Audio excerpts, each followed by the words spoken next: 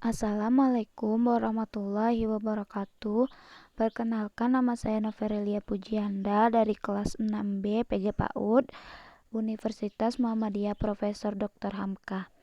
Di sini saya akan menjelaskan tentang perkembangan otak anak usia dini dan stimulusnya. Yang kedua, pembahasan. Ada dua pembahasan, yaitu yang pertama perkembangan otak anak usia dini, yang kedua stimulus perkembangan otak.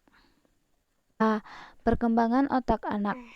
Sel-sel saraf dalam otak akan menjalin hubungan satu sel dengan sel lainnya yang ada di dalam otak. Sel saraf tersebut saling terkoneksi satu dengan yang lainnya, sehingga membentuk seperti serabut-serabut lembut yang menutup area otak. Serabut-serabut otak ini akan semakin penuh seiring dengan pertumbuhan usia anak. Otak di dalam tubuh manusia yaitu terletak di bagian kepala. Organ otak ini sama dengan organ manusia lainnya, tapi otak ini sangat lunak dan hingga ditutupi dengan tengkorak kepala.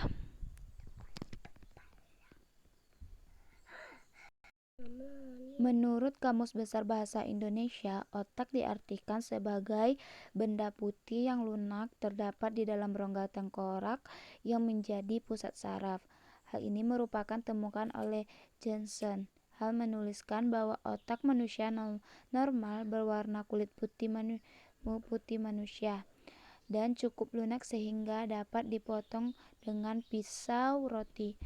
Jadi, otak manusia itu sangat lunak sehingga bisa saja dipotong dengan pisau roti.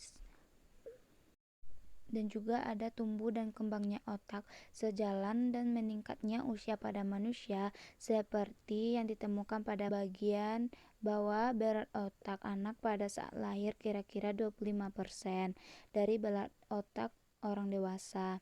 Otak orang dewasa memiliki berat sekitar 1,5 kilogram. Pada usia 2 tahun, perkembangan otak anak sudah mencapai 75% dari berat otak orang dewasa. Teman-teman harus tahu juga hal yang paling penting lainnya yang terkait dengan otak, yaitu perkembangan neuron atau sel saraf yang ada di dalam otak. Sel-sel saraf di dalam otak menjalin hubungan satu sel dengan sel lainnya yang di dalam otak. Sel-sel saraf tersebut saling berkoneksi satu dengan yang lainnya, sehingga membentuk seperti serabut-serabut lembut yang menutupi area otak tersebut. Serabut-serabut otak ini akan semakin penuh seiringnya dengan bertambahnya usia anak. Bisa kita lihat dengan slide selanjutnya. Inilah serabut-serabut otak. Serabut-serabut yaitu sel-sel yang ada di dalam otak. Bertambahnya usia anak, sel-sel ini semakin lebat dan semakin rimbun. Mulai dari lahir, 1 bulan, 3 bulan, 15 bulan, dan 24 bulan. Ini adalah contoh-contoh. Semakin bertambahnya usia, maka semakin penuh serabut-serabut yang menutupi permukaan otak. Diperkirakan jumlah neuron atau sel saraf anak yang baru lahir adalah sekitar 100 miliar sel saraf. Menurut Santrok, otak manusia sendiri memiliki jumlah sel saraf sebanyak 100 sampai 200 miliar. Ini berarti bahwa sel saraf otak manusia 50% sudah tumbuh ketika anak baru lahir. Sel ini ditentukan terus tumbuh beriringan dengan bertambahnya usia. Sel saraf ini atau neuron-neuron ini juga bisa rontok dengan adanya bentakan atau stimulus yang tidak tepat terhadap anak. Dan sel-sel saraf ini bisa putus dan rontok beriring sejalannya waktu.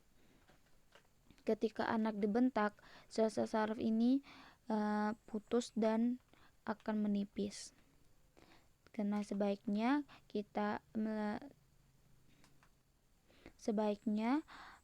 untuk mengembangkan atau terus menumbuhkan sel-sel saraf ini, berikanlah anak stimulus-stimulus yang baik seperti di lingkungan yang baik dan keluarga yang baik. Kita lanjut. Ini adalah gambar satu dari sel tadi, yaitu yang di dalamnya itu ada sel nucleus, akson, dendrit. Sel-sel ini akan saling berkoneksi satu dengan yang lainnya sehingga membentuk serabut-serabut seperti yang ada di gambar sebelumnya. Menarik dari serabut-serabut sel yang saling berhubungan satu dengan yang sehingga membentuk serabut sangat kompleks dan rumit, ternyata memiliki relasi dengan lingkungan. Peran lingkungan ternyata memiliki pengaruh terhadap kognitivitas antar sel yang ada di dalam otak. Seperti yang saya bilang sebelumnya, otak akan tertekan jika lingkungan kurang memberi stimulus. Tentu ini akan berdampak pada konektivitas sel-sel saraf pada anak, atau bahkan sel-sel tersebut akan mati, yaitu yang akan rontok bila anak-anak tidak memiliki stimulus yang baik. Jadi bahkan lingkungan memiliki relasi dengan pertumbuhan otak. Hal ini ditemukan oleh Fogg, Lewis, dan Nason.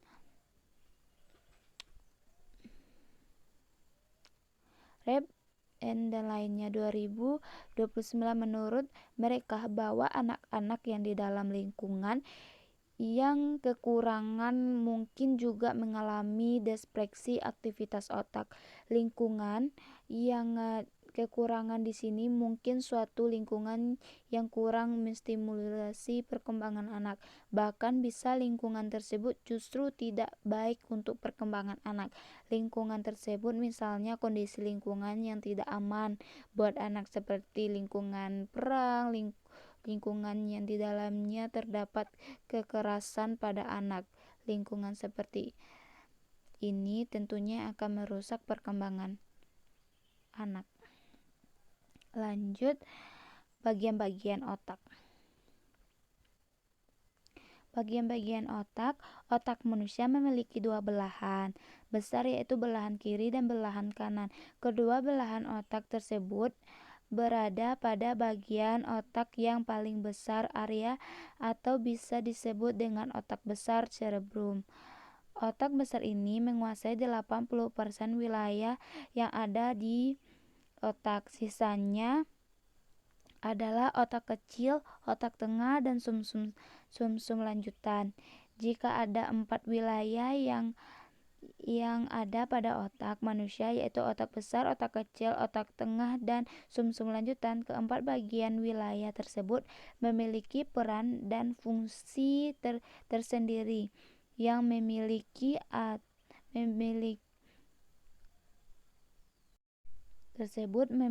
peran dan fungsi tersendiri yang berbeda-beda. Otak besar berperan dalam pengaturan semua aktivitas mental yang berkaitan dengan kepandaian, ingatan, kesadaran, dan pertimbangan. Otak tengah terletak di depan otak kecil. Bagian atas otak tengah berfungsi mengatur refleks mata dan pendengaran. Otak kecil berfungsi mengatur koordinasi gerakan otot, keseimbangan, dan posisi tubuh. Sumsum lanjutan berfungsi menghubungkan sinyal dari sumsum tulang belakang ke otak. Jadi setiap otak-otak itu mempunyai fungsinya masing-masing. Dan sumsum lanjutan itu juga berfungsi yaitu pada proses pernafasan, tekanan darah, kecepatan detak jantung, pencernaan, bersin, batuk, dan berkedip. Selanjutnya ada belahan otak kiri, yaitu terdiri dari memiliki suatu yang berurutan, belajar lebih baik dari bagian-bagian kemudian keseluruhan, lebih memilih sistem membaca fonetik, menyukai kata-kata simbol dan huruf, lebih memiliki baca subjeknya terlebih dahulu, mau berbagi informasi faktual yang berhubungan, lebih memiliki instruksi yang berurutan dengan detail, mengalami fokus internal lebih besar, menginginkan struktur dan prediktabilitas.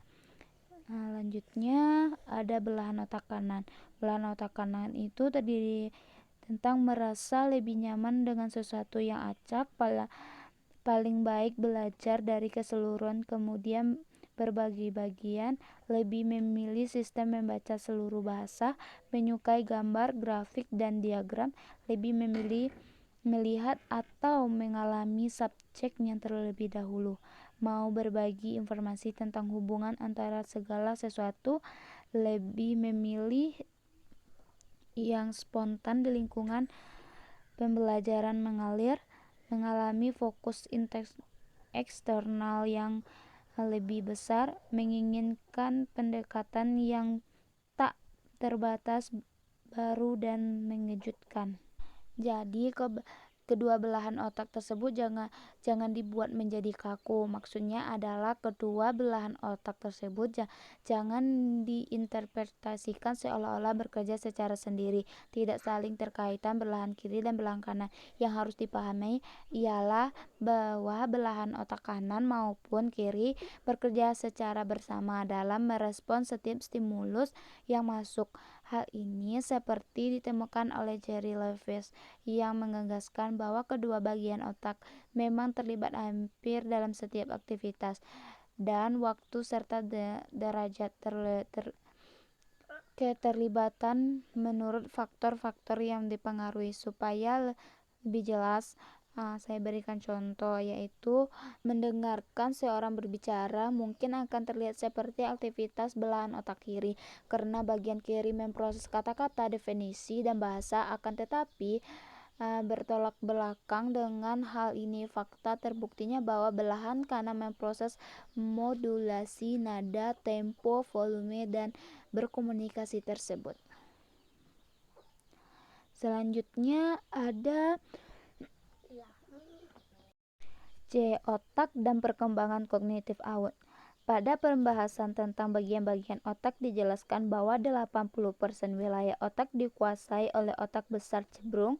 Otak besar berperan dalam pengaturan semua aktivitas mental, yaitu berkaitan dengan kepandaian, ingatan, kesadaran, dan pertimbangan. Aktivitas mental merupakan ciri dari proses kognitif.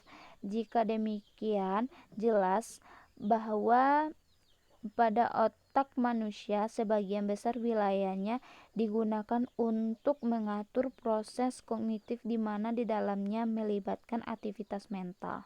Juga semuanya sepakat bahwa perkembangan otak pada masa bayi itu atau finasi berkembang sangat cepat. Pada saat lahir, berat otak anak masih sekitar 25% dari otak orang dewasa. Namun pada usia kedua tahun mengalami peningkatan, yaitu berat otak anak sudah mencapai 75% dari otak orang dewasa. Secepatnya perkembangan otak anak pada saat lahir dan usia 2 tahun harus menjalani perhatian bagi orang tua maupun guru. Pada masa tersebut harus dimanfaatkan bentuk untuk melakukan stimulus yang tepat agar perkembangan otak berkembang secara maksimal. Perkembangan otak anak salah satunya dipengaruhi oleh lingkungan. Oleh sebab itu, lingkungan harus dirancang demikian rupa agar memberikan dampak positif terhadap perkembangan otak. Yang sebelumnya saya bahas yaitu ini ya teman-teman. Selanjutnya ada B. Stimulus perkembangan otak. Stimulus adalah perangsangan, penglihatan, bicara, pendengaran, perabaan yang datang dari lingkungan anak. Anak mendapatkan stimulus yang terarah akan lebih cepat berkembang dibandingkan dapat berfungsi sebagai penguat yang bermanfaat bagi perkembangan anak. bagian macam stimulus seperti stimulus visual, verbal, audit, tekstil, dan lain-lain dapat dioptimalkan perkembangan anak. Lanjut, pemberian stimulus akan lebih efektif apabila memperhatikan kebutuhan anak sesuai dengan tahap-tahap perkembangannya. Pada tahap perkembangan awal, anak berada pada saat sensori motorik, memberikan stimulus visual pada ranjang bayi akan meningkatkan perhatian anak terhadap lingkungannya. Bayi akan segera dengan tertawa-tawa dan menggerak-gerakkan seluruh tubuhnya. Tetapi bila rangsangan itu terlalu banyak, reaksi dapat serba sebaliknya, yaitu perhatian anak akan berkurang dan anak akan menangis. Contoh-contoh stimulus perkembangan otak anak usia dini, usia 0 sampai 4 tahun. Aspek kognitif. Anak usia dini umur 3 sampai 0 sampai 3 bulan. Contoh stimulus sederhana. 1. Anak terletak pada posisi tengkurap. 2. Ajaklah anak untuk melihat ayah dan bergerak, dan ajaklah anak untuk mengenali ayahnya. Ketiga, anak diajak bicara atau tersenyum. Seperti yang biasanya kita lihat, kita mengajak anak-anak itu bicara walaupun kita tidak mengerti bahasa anak. Jadi itu juga bisa stimulus ya. Yang selanjutnya untuk anak 3 sampai 6 bulan. Contoh stimulusnya yaitu 1. Anak sering diletakkan pada posisi tengkurap. 2. Letakkan mainan berwarna dengan posisi berpindah-pindah. 3. Mendengarkan berbagai bunyi-bunyian. Keempat, ketika berbicara dengan anak, ulangi beberapa kata sekali-kali. Selanjutnya, aspek kognitif untuk anak 6 sampai 9 bulan. Contoh sederhana, anak sering diletakkan dalam posisi duduk jika belum bisa duduk sendiri. Kedua, berikan mainan atau makanan yang dapat dipegang dan diberikan benda yang dapat digerakkan. Ketiga, arahkan benda bergerak pada anak. 4. Anak dilatih mengucapkan mama, papa. Kelima, ajaklah anak bermain celupa dengan memperhatikan gerakan ayah atau bunda. Selanjutnya, aspek kognitif untuk anak 9 bulan sampai 12 bulan. Contoh stimulus sederhananya yaitu 1. Berjalan dengan berpegangan. Ajari anak menyusun beberapa balok kotak besar. 3. Ajari anak kata-kata yang mudah ditirukan anak seperti makan, minum, mama, papa. Dalam pengucapan ini tidak boleh dengan cadel ya. Contohnya seperti minum susu. Biasanya orang tua memanja-manjakan anaknya seperti minum cucu, itu tidak boleh ya teman-teman. Yang keempat, ajari anak memberikan mainan atau benda yang diminta orang lain. Aspek kognitif pada anak umur 12 bulan sampai 18 bulan. 1. Ajaklah anak bermain lempar tangkap bola. Diawali dengan bola berukuran besar. 2. Anak diberi mainan dalam berbagai ukuran dan mangkuk atau kotak yang lebih besar. 3. Ajaklah anak melakukan aktivitas luar ruangan seperti bermain air, ayunan, ataupun menendang bola. 4. Ajaklah anak untuk mengenal nama anak dengan memanggil namanya. Selanjutnya untuk anak 18 bulan sampai 24 bulan. Contoh stimulusnya 1. Ajaklah anak untuk bermain benda yang dimainkan dengan cara dipukul-pukul. 4. kenalkan anak untuk memahami gambar wajah ayah ibu. 3. Ajaklah anak untuk bermain permainan sendiri dan juga permainan orang lain, misalnya bermain mobilan bersama anak-anak yang lain. 4. Ajaklah anak untuk bermain. Setelah bermain, ajaklah anak untuk minum berbagai rasa yang dia suka dan menanyakan tentang rasanya.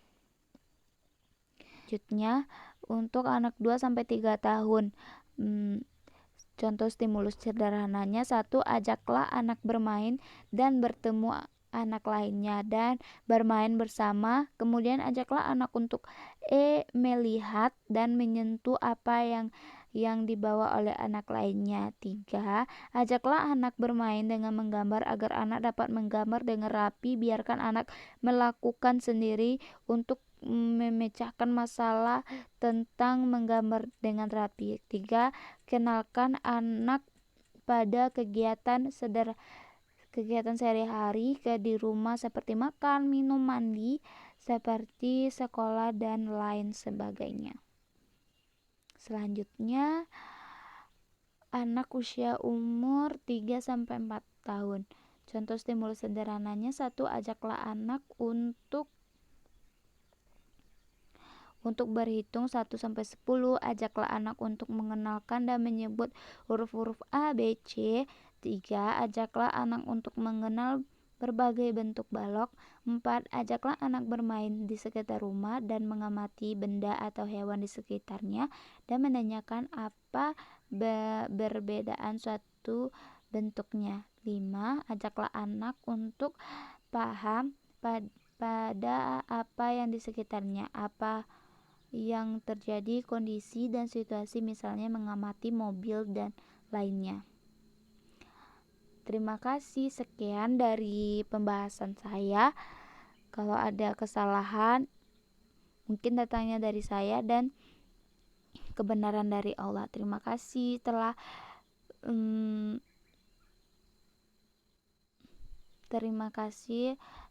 menyempatkan waktunya.